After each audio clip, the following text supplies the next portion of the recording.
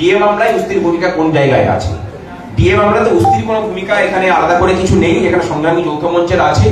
সংগ্রামী যৌথ মঞ্চ মনে করে যে ডিএ মামলাটাতে আমরা না ঢুকলে পরে এই মামলা শেষ হবে না। কোনো এক অজ্ঞাত কারণে বিভিন্ন যোগসাজশের জন্য মামলা শুনানি হচ্ছে না। এবং আরো একটা কথা, যে সরকার যে আইনজীবীকে নিয়োগ করে রেখেছে তার উপরে কথা বলার মতো আইনজীবী না থাকলে এই মামলাকে মুখ করানো যাবে না। আমরা সংগ্রামী যৌথ মঞ্চের পক্ষ থেকে এই মামলাকে নিয়ে অলরেডি কাজকর্ম শুরু করেছি।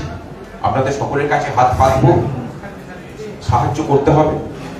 আমরা আমাদের পক্ষ থেকে হয়তো হরিশ সালভেকে নিয়োগ করব এই মামলায় কর্মচারীদের হয়ে লড়াই করার জন্য। আপনাদের সকলের সহযোগিতা ছাড়া সম্ভব নয়, কারণ এটা একটা বড় প্রজেক্ট। আশা করি জানেন যে হরিশ সালভেজির ফিজ কত হতে পারে এক একটা শুনানিতে। কিন্তু এই মামলা যেটা মামলা, এই মামলা আমরা জিতব। এবং সংগ্রামী যৌথ মঞ্চের লড়াইয়ের ফলেই যে মামলাতেও জয় হবে ডিএ মামলা, সেটুকু অন্তত সময়ে প্রতিষ্ঠিত হবে। খুব তাড়াতাড়ি সে বিষয়ে জানতে পারবেন। আমরা কাজকর্ম শুরু করেছি।